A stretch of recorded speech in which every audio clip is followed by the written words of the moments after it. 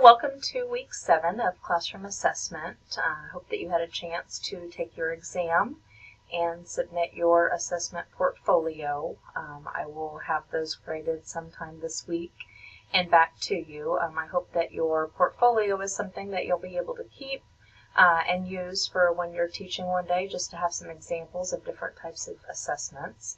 And then also, hopefully, you can read some of the feedback from the exam.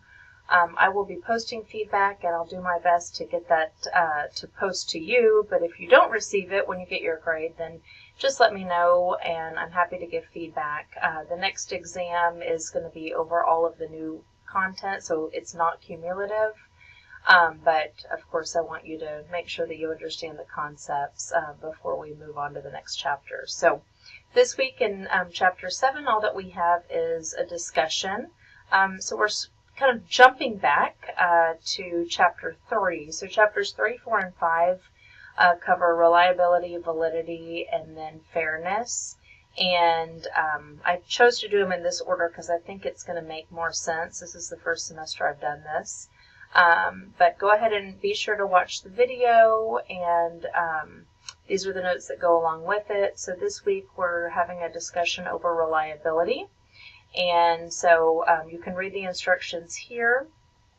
Just be sure that you post your response by Thursday of the week, and then replies by Sunday of the week. You can always do it sooner, but I want you to consider these scenarios that deal with reliability problems, and choose one of them and describe the type of reliability that's presented. So whether it's test retest, alternate forms, or iterator.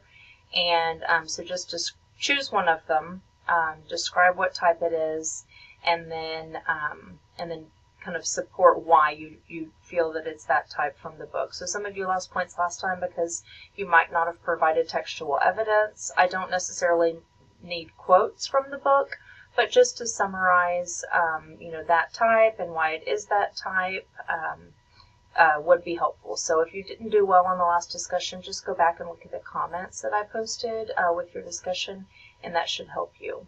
So that is 50 points, and then you need to post 2 replies to classmates for what's going to be 25 points each. I'll get this updated, and it will, you can provide an additional example of reliability evidence, or another example, just something to kind of add to the discussion. Don't just agree with what they posted, but to add something else to further the discussion would be helpful.